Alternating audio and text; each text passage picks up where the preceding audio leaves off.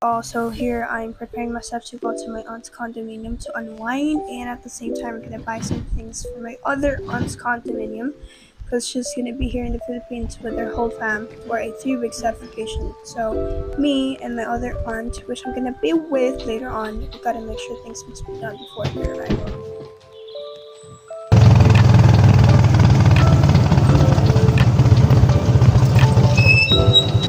Nasa UVFX na ako.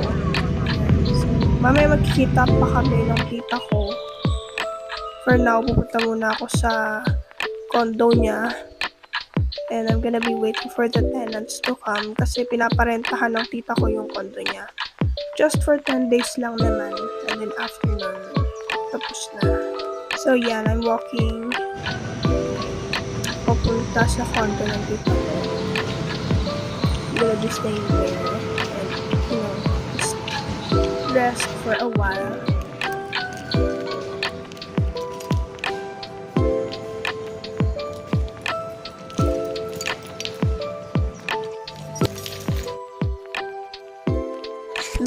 Hazard na. Hazard na ang ating. Ayan! Basa ng pawis.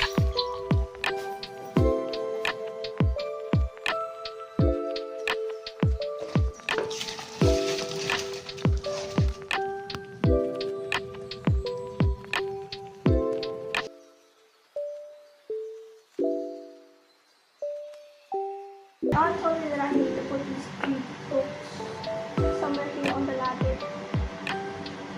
So where do you guys think am I supposed to put these 3 books? The top?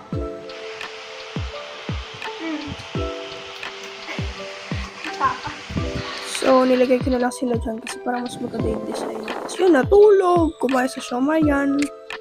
Yan. Tapos naabutan ng ulan. Di ba ang ganun? Pumasok na ako. And then, I'm on my way to the pool kasi I'm planning to swim na. And, ayun yung cart nila. Yan.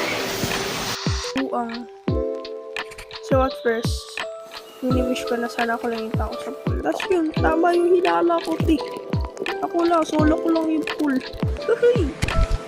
Masaya ang tao na yan kasi siya lang mag-isa. Pero makalipas ng ilang oras, nagkaroon na rin ng mga tao. Tapos na maliligay araw mo, sis.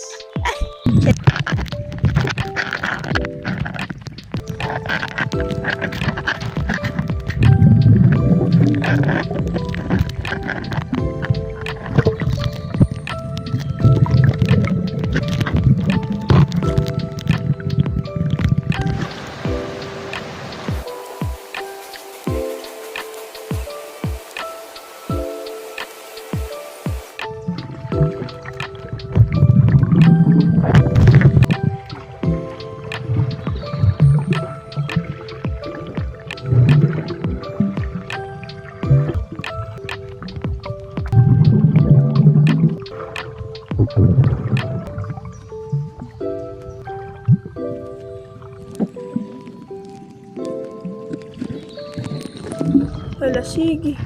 Miga na lang sa sahig ng pula na. Wala magawa.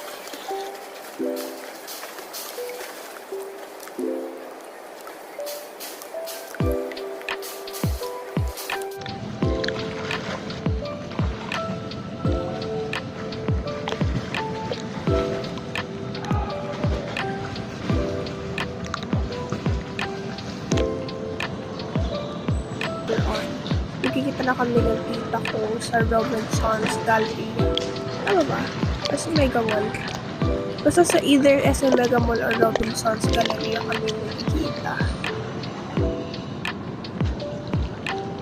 So yun, swim lang ako. Bumagdamag.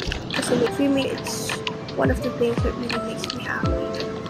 Basta yun!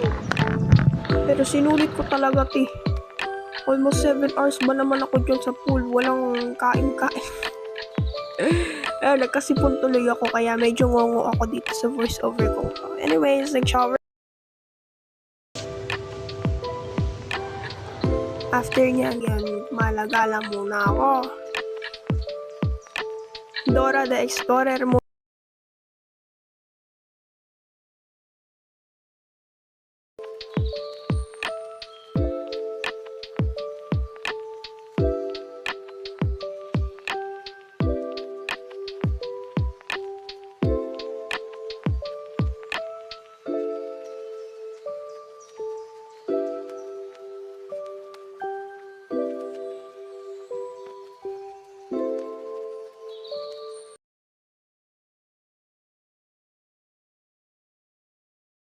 Nagkita na kami ng tita ko.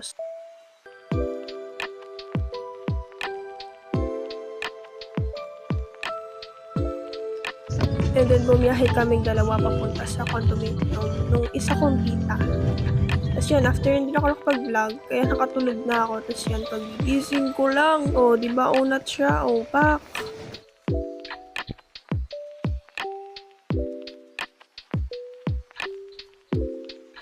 Di ba may hanger pa.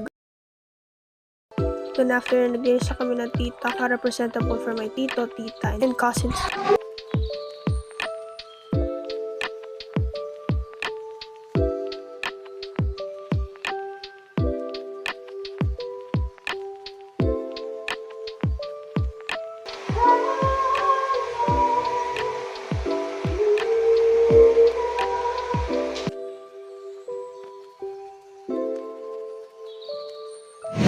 And then, dito din ako gumalat.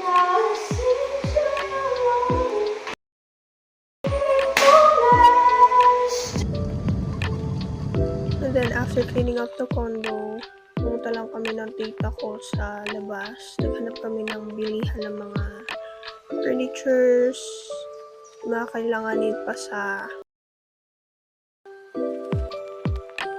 And then, after lahat ng mga pangyayari, umuwi na ako mag-isa. Ayan, tapos si tita nagstay lang sa condo kasi kinabukasan may work pa siya. So, yun. That's the end of the vlog. Bye! No.